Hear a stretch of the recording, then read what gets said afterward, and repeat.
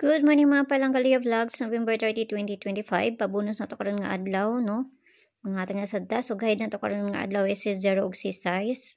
So, pwede na 0, pwede na ay size, pwede na po ninyo ubanon kung ganahan mo. So, nakakuanta gahapon alas 2, alas 5, o kung nakapares mo sa to ang guide gahapon nga si 0 og si 5.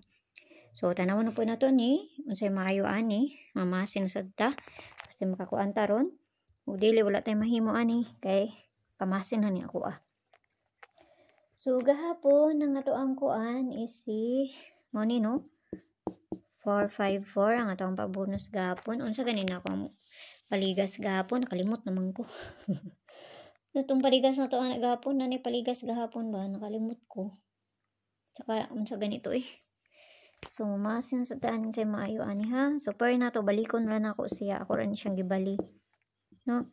Muna itong bis per karon nga adlaw. Kasi ganahan mo ana. So kana ha. Ang kapares na siya dito sa Inday, adtuan ang na niyo dito, no? Kasi ganahan mo. Maglayo sa inyo ha. Ayaw ninyo siya abay narana sa inyo ha. So dili na to sa pabonus. Dali ata mahuman. Gitugnaw nako. So pabonus na to 3 1 2. So kamo na bahala na ha. Plus minus ra man na unsay kakuha ninyo ana no. Kasi ganahan mo ana. 312 ha.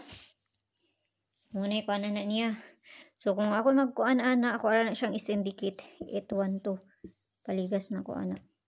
So pana lang, nara sa inyo kung ganahan mo maabayan na basta kay pamasin lang na ako Mayong bundag sa inyo ha. Og happy Sunday na to kay Domingo man dita karon adlaw. So ampi ang tanan og kana ra kay moray na diri sa ako